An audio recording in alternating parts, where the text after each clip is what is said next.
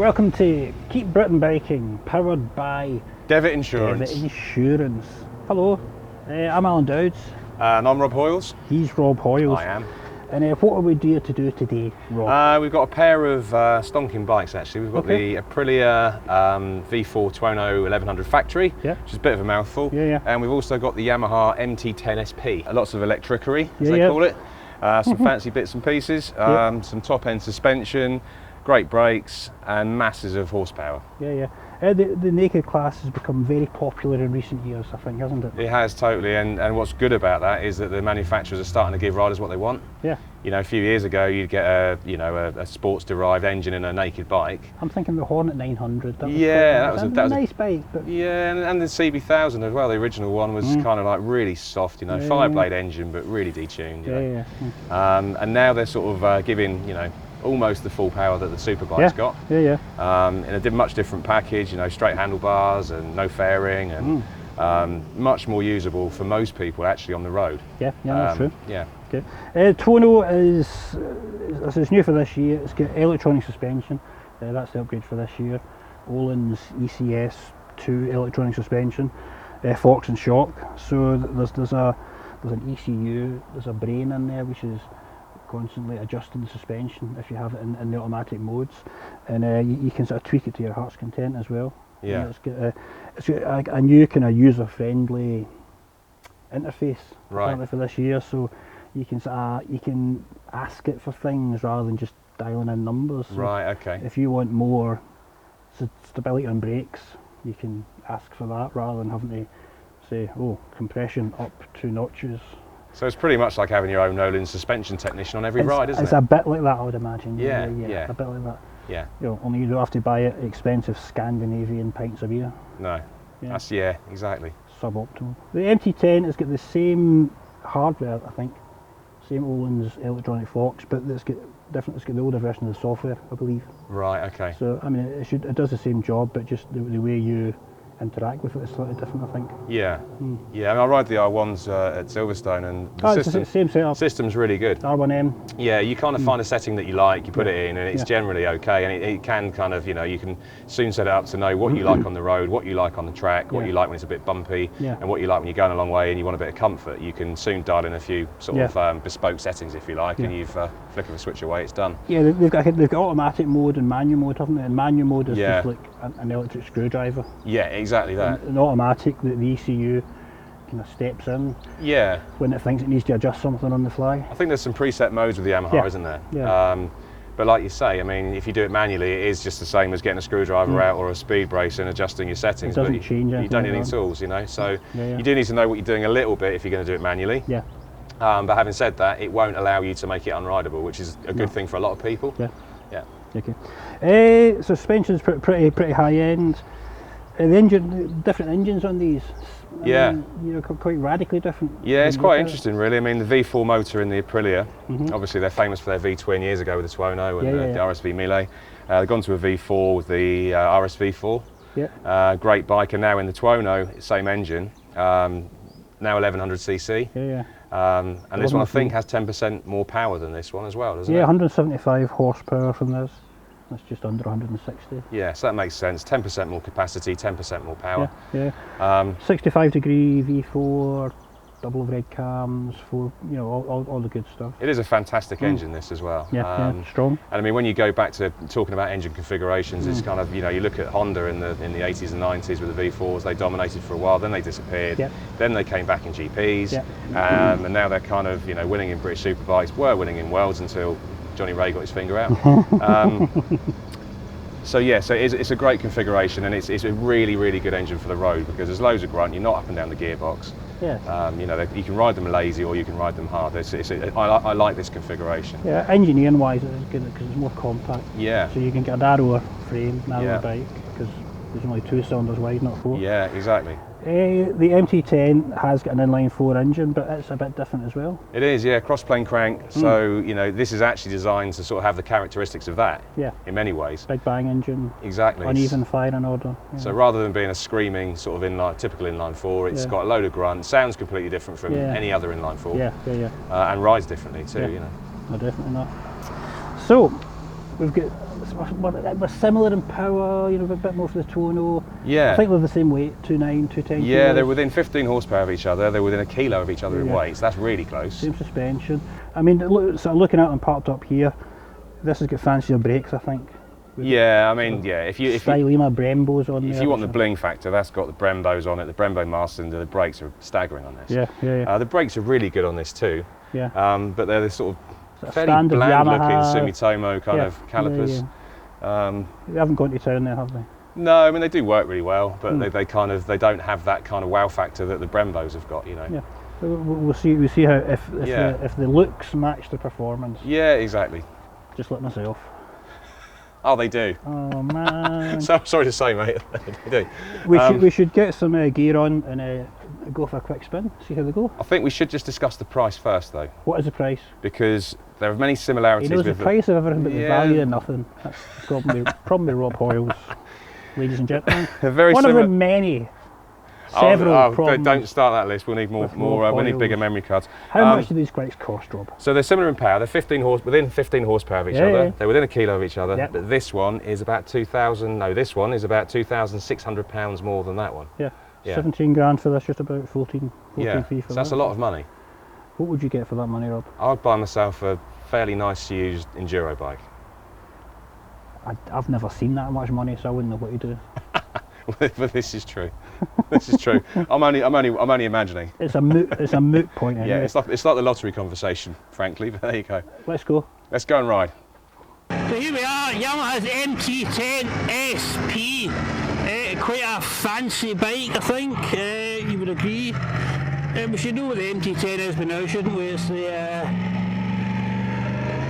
Yamaha's Hyper Naked version of its R1 Superbike. So we've got a inline 4 cross-plane crank, 999cc engine, which makes about 160 horsepower. 160 horsepower in this bike. Now it's got a really nice balance. This bike, when you come to a halt, you can sit at a red light with your feet up for seconds on end and pressing all the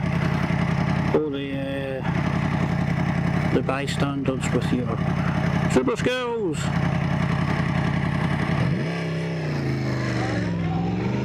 There's another thing we have here which is quite useful, which is cruise control. And it's useful for this, which is an average speed zone. So you set it to 40.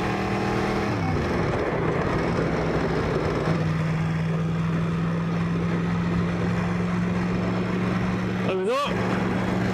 That's you. Sail through with aplomb, ease and style. And comply with all applicable. Apply with all relevant rules, laws, regulations. See, he's cheating. He says to 44 mile an hour because he thinks he'll get away with it. He or she. Focus man, focus woman, focus person. Right, we're past these average cameras now, so we can whiz past again. Oh, it's a narrow gap, isn't it? It does sound pretty good, this bike, I've got to say that. That's one of the advantages of your, one of the other advantages of your cross-plane crank shenanigans. It makes a different noise, which is this noise. We've got a sneaky Akrapovic accessory can on this bike as well, so it makes even more better or noisier noise, even more better or noise.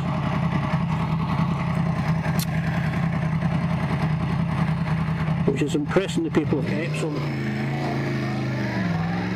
extensively. I'm thinking one of the things you might be able to quibble with on this bike is the brake calipers front, which we're still using the old the Yamaha sort of in-house 4-piston monoblock calipers, which are made by Sumitomo, I think. Sumitomo is what I like. And I mean, they're good. I mean, these are good brakes. Not much to complain about there in terms of power. But again, for for the money you're paying here, I'm thinking I'd want something a bit fancier. And you would also actually want to say, oh, Brembos, oh, just join the Brembo club. And there's a lot to be said for that. But not necessarily. I think, you know, if they went to Nissan or Tokiko, even Tuono themselves and says, right, here's, these brakes are looking a bit, I don't want about 1998 on the quiet, you know. Even earlier, if you go back to the Yamaha Thunder Race and Thundercat, they were using similar kind of brakes, weren't they? Let's give it a bit of a, even a stylish revamp. So we've jumped off the MT10, I've jumped off the MT10 SP onto the Tuono RSV4 L100 factory! It's called a factory because it's made in a factory, which makes perfect sense when you think about it, doesn't it? Almost Italian for thunder, so you can see what we're getting at here. It's all powerful, force of nature, makes a loud noise, scares children and cats and dogs. Yeah, so this bit, I'm trying to think of something this bike hasn't got. An up and down quick shifter, it's got cunning ABS, it's got electronic suspension, it's got traction control, wheelie control, launch control, obviously. What else? I mean, how could you survive without all that? Cruise control, pit lane speed limiter. You know, it's a little joystick to play Tetris when you get bored at long journeys. I think you've got to pay an upgrade to access the Tetris. If yours doesn't get Tetris, take it back to the dealer and tell them what the Tetris is.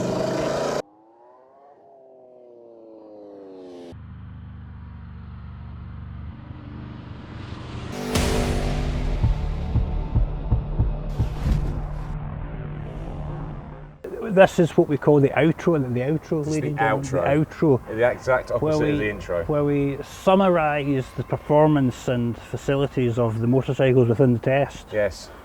And it's fair to say that there is considerable performance and ability on the bikes. And these are amazing bikes. They're That's incredible. what I'm getting at. They are incredible, but they're really different as well, though. Yeah, more They're than sort you of the think. same but different. You Yeah, know, they're both yeah. absolutely bonkers. I mean, you know, we were moaning for years that they weren't giving us enough power, and now it's like, oh, this is ridiculous. But it's brilliant. It's a load of fun. Yeah, possibly we're getting old, but I don't think so. Well, we're definitely getting old. But yeah, you're right, in the old days you'd say 120 horsepower, Yeah. now we've got 175 horsepower on the Aprilia, 160 on the Yamaha. Just over 160 on this, I think. But the thing is, what struck me is that the difference between the two, when we haven't been on a racetrack where there might be a bit more of a difference, but on the roads, you know, you're so seldom anywhere near full throttle. Yep. That extra sort of 15 horsepower, you're not going to find it anyway. It's kind of all about torque and rideability, really. The power is not a decider in this test. not. I don't think. You know, don't worry for a second that the Yamaha's not powerful enough. Don't worry. Not the case. No. So two naked bikes with the very best in sort of suspension, chassis gear. The one thing that stood out for me between the two was the brakes.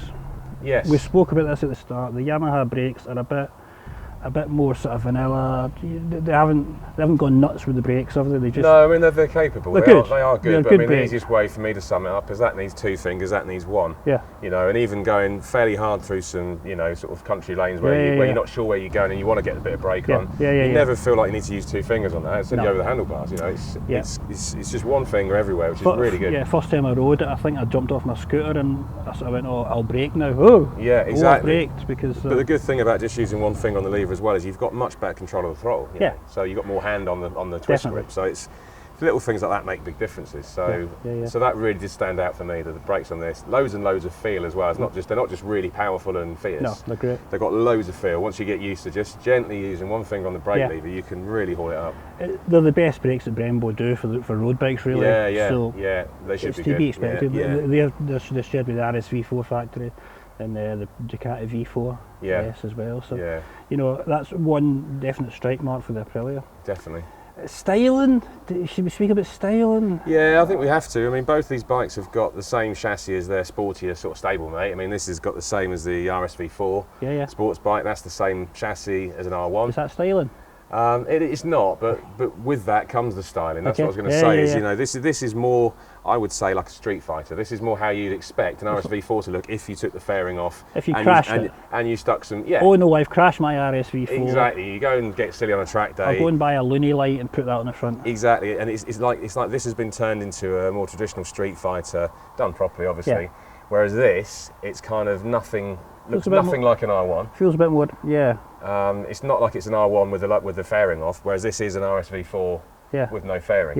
No, I think that's a good way of putting it. That this feels like a slightly different motorbike from an R1. Exactly. They've taken the chassis and the engine and they've gone, right, let's make a different motorbike.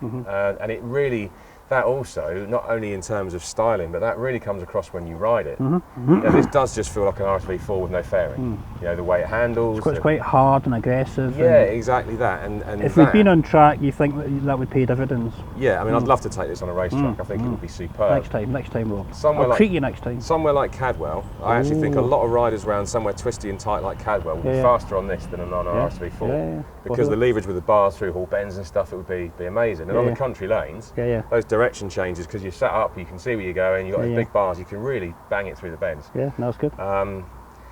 But this bike, it's nothing like an R1, only in terms of handling and performance. In terms of looks, it's nothing like it.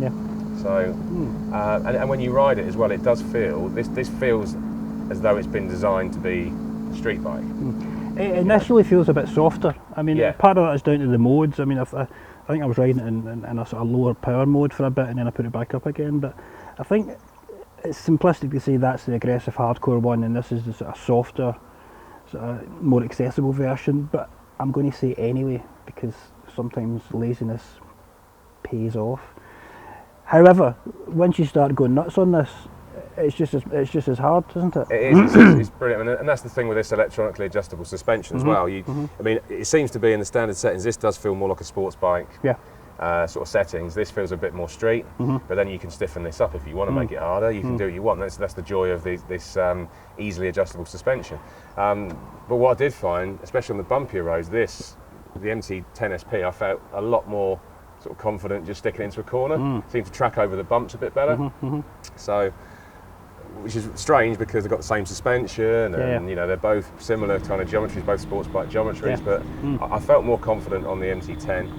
On the smoother roads, this really shines because it's got that stiffer chassis and all the rest of it. But it's a close call between the two. It's a lot about preference. The Aprilia has got better tyres, I think. Supercorsas, Aprilia Supercorsas, and we've got Bridgestone S20s on here, which is the old. I think it's an S21 now. Is it an S22 even? I'm not sure. It's an older Bridgestone anyway, and I think that the Pirellis it would be a better tyre, especially again if you went on track. Yeah, these are definitely more suited to the track. Although the S20s, I mean, I went on the launch of the S20. That was a long time ago actually. Portimao. And they were really good. But I have recently had a few bad experiences with OE Bridgestones on certain bikes, where there's just been a real lack of feel.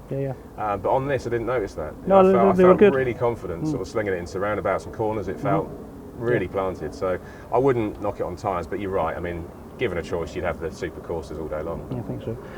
Worth saying, we only rode in sort of very warm, dry conditions. So exactly. Your mileage may vary if you try and ride in the snow. I think neither tyre would be better there. Neither of them are beautiful bikes. I'm going to be harsh here. I feel like I'm kicking a ginger-headed stepchild a bit, but neither of them are beautiful. I mean, the Aprilia is exotic. It looks. I always think of a Lamborghini when I see that because the angles and shapes and colours and having the Aprilia word on the side in big letters is a bit. Yeah, I find it a bit Benetton. It's a bit that kind of. It's design, and if you like that, then fair enough. But I'm not sure. You use the word garish, I think. Yeah, I was just about to say exactly that. I find it a little bit garish. I mean, if there was a version that was kind of, I don't know, black and silver maybe, or a bit more stealthy with more subtle graphics, I think I'd like it more. Well, we'd call that boring then, wouldn't we? We'd say, oh, no, because we're never happy. It'd be classy. Never happy. It'd be classy. It's too bitty, isn't it? I think the problem is nowadays the engines are so complicated with wires, hoses, sensors, pipes. Yeah. You can't hide it. No, exactly. It's not like the old traditional simplicity of something like a monster. But yeah, it's so you end up with it's a mess everywhere, and it's a bit kind of Pompidou centre. That building in Paris with the Lloyd's buildings, with the pipes on the outside. Yeah. I mean, the one thing I do think of when I see an Aprilia, I mean, you sort of say you think of Lamborghinis and stuff like that. I kind of think of GP bikes, and I think I've got a bit of a swinging arm fetish. I'm gonna get therapy now. Both of these bikes will fuel that fetish. Exactly, and they've both got nice swinging arms, and for me that's the important part. I mean, the Aprilias always have a nice swinging arm. It looks like a GP one, and they look cast great. section, extruded section, welded polished bits section, and nice weld. Exactly that. So you know, the chassis does look like a proper sports bike. Yeah, that's true. It's a nice looking thing. In terms of the sort of fairings, I mean, the MT10 looks like a mad insect. Yeah, it's a bit bug-eyed, isn't it? Yeah, but the Tuono, I don't think it's any better. So no, neither of these are 916s. No, they're not the sort of NR750s. I don't think either bike are the sort of bike where you're going to get up at 6 in the morning just to go in your garage to have a look at them. Ciao, Bella, ciao. No. No. Exactly. But on the other hand, the pleasure of ownership will be very high. Massively, because of those components, as you says, and the technology and the performance. I mean, both bikes have got equal levels of electronics, and that's the difficult thing about a short test nowadays. We've had these bikes for a week. Yeah. It takes a bit longer just to get used to all the intricacies of the settings and how to access them, and you know, what can I access on the move, what do I have to set before I leave the house and stuff like that. So I think bikes are going through that phase at the moment. It's still a VHS video recorder in 1985. Yeah. You're pressing buttons, and maybe I'm getting old again, aren't I? Yeah, I think. Yeah, you're absolutely right. A week is nowhere near long enough to get the best out of these bikes to fine tune them to yourself. You'd have to pick a set and ride it for a couple of weeks, and then change it, and then ride it for a couple of weeks, and play around with a few and just try stuff. I mean, but I think it would take you probably a couple of months to find a setting that is your favourite. Let's say. And in some ways that adds to the pleasure of these bikes, because there's so much potential in there, you know. Well, so much personalisation, in terms of everything. There's how much power do you want? You know, you can set up your own rain mode if you wanted. If you're a more skilled rider, you might want more power in the wet, but a little bit less, a bit more traction control perhaps, or the other way around, or whatever. So you can play with that to your heart's content. And the same with the suspension. You know, you can really fine-tune that where you want it without getting yourself in a pickle with forgetting how many clicks you've gone and stuff like that. That's worth mentioning. I mean, back in the days, we'd always, any rider with half you needed a notebook, didn't you? Exactly. I was going to say exactly that. You'd be writing how many clicks from fully in and how much sag you've got, all the rest of it. Now you can sort of forget about that and just. How much sag have you got, Rob? I've got a lot at the moment, but I am nearly 45, Al. 45. I remember 45. Anyway, so both bikes, loads of electronics. The package is equal, pretty much. I think electronic suspension, wheelie control. This isn't a downshifter. No, I noticed that. I was a bit disappointed with that. At first, I thought I should check the menu and see if it's just turned off, but I think it's not got one. So no, that's a required upgrade, certainly. Yeah, although it's funny, isn't it? Because a few years ago, even having a downshifter would be what? Your downshifter, What do you want that for, you lazy bastard? Exactly, but when you do ride a few bikes that have got them, you do become lazy, and the clutch becomes a bit redundant, and it's just bomb down the gears and into the corner. It makes life a lot easier. So I'm a bit of a fan of the old blippers now. Did you think back in sort of 1930 and that, when sort of bikes were advancing, people would say, a front brake, what do you need that for? I've got a back brake. Yeah, exactly. Rear suspension, what do you need that for? I've got a girder fork and a solid back end. This is nonsense. Where will it all end now? It's just more stuff to go wrong, Rob. Front brake. But that's just You'll be servicing that every 2 weeks. That's the thing, that these don't go wrong. I mean, I was quite sceptical a few years ago with all these kind of rider aids. I thought, well, when you become reliant on traction control, what happens when it doesn't work and you wang the throttle open and end up, in orbit? But it doesn't happen. They seem to just work. Companies like Bosch, who have done the electronics on these, I mean, they spent a long time sorting it in cars. Yeah. Well, the money's there to do the development. So they've come to bikes with a big package of software that's already done, pretty much. Yeah. They just had to tweak it for the bikes. So anyway, we're drifting off here. We're going off on tangents as we do. Talking rubbish. Who would listen to us talking rubbish? I don't know, someone. Another thing on this is, the Yamaha has got some official Yamaha accessories. Yes. That they've sneaked on there. It's got an Akrapovic can, Gillis rear sets, Gillis short levers. So just those, it doesn't come with those. No. But I'm sure if you spend £14,300 on ones, your dealer might give you one. I was going to say, it's the sort of thing you could definitely sort of bargain with your dealer, I think, and say, well, hang on, if you put this, this and this on, I'll have it, you know. Aren't you down at Aggle then? Yeah, exactly. Yeah. 50 quid for a gourd. You must be having a laugh. Akrapovic gourd. So yeah, so it's... And I Looks think, a bit like a gourd actually, that can, doesn't it? well, all manufacturers now, they do have a good hard parts catalogue, they generally call it, and you can spec your bike up quite easily, so if you've got the money. Spec your bike up, sir. Spec your bike up. So yeah, so as ever at this point we say which is your favourite bike, which one did you buy, and as ever we're going to procrastinate and prevaricate, aren't we? It's really difficult. I really like this Aprilia engine. This V4 motor is absolutely brilliant. I really like it. But then so is the Yamaha, that cross-plane engine that they've developed since what, 2010 exactly. It's come on so much since they first, thought of it, and it works so well.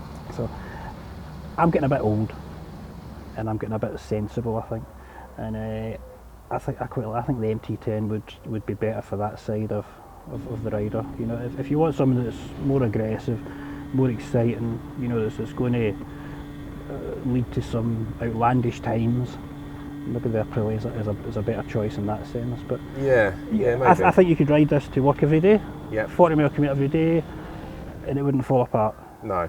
I mean, the thing is, I think if you're doing a lot of track days, then the Aprilia. If most of your riding was an hour's blast on a Sunday and track days, then maybe the Aprilia. But I think if you wanted a bike where you could, go on holiday, do a track day, go to work on it, do all sorts on it, then without doubt for me it'd be the Yamaha as well. I think this is a better all-round package. Less focused. Yeah. More. But it's still fun. I mean, it's not. Incredible. It's not. I don't want people to think when we're saying it's a good all-rounder that it's like a VFR. It's a bit boring. A steady old commuter. It's not. It's absolutely crackers. It's really fast. It handles really well. But it can do a bit of everything. So I mean, another practical aspect which we don't always think about in these tests is a pillion seat. You know what I mean, it's okay. You might not want to go too up touring in these, but it's useful to be able to put a kid in the back to drop off now and again or something. The MT10's got a proper pillion seat.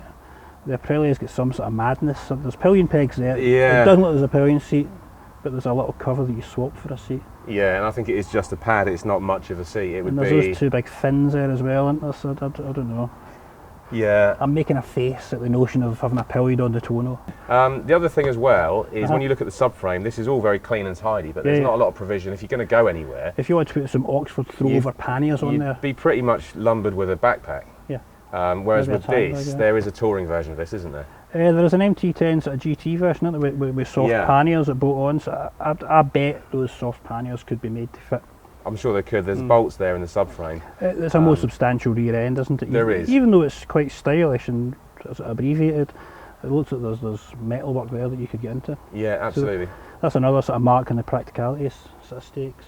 I think it underlines what we've thought in this test really, which is the Tuono is an amazing piece of work. Yeah. It's quite exotic, it's quite high end, it's got incredible performance, but it's quite focused. It's very Italian, isn't it? It's very, very Italian. Yeah. It's it's all about looks. It's very showy. I think if you parked either of these up at Box Hill, people would be swarming all over this. Yeah, this doesn't look that different from a standard MT10, which has been about for a few years now. So people would miss the special version possibly. But then maybe you'd like that, that sort of subtlety that you sort of spot the Öhlins suspension. This is the So I don't know. It's very sort of subjective, isn't it?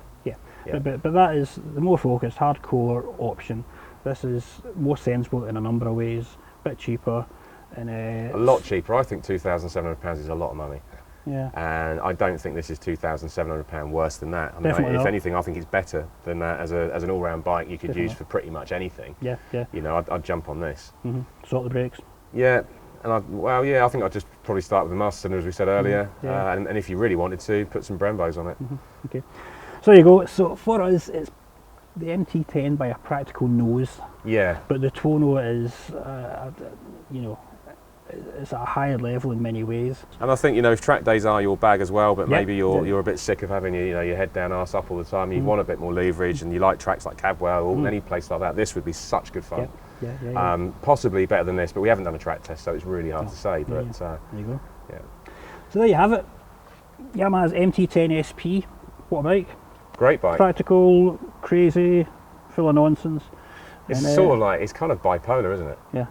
It's kind of, it can be like really tame and really sort of like get you around, or it can just go absolutely nuts if you want it to. And you know, it goes back to those settings. You know, you can make it the bike you want it to be. So for me, it's the winner. Okay. Yeah. There we go. That's it. Another one done for Keep Britain Biking. Powered by Devitt Insurance. Devitt Insurance.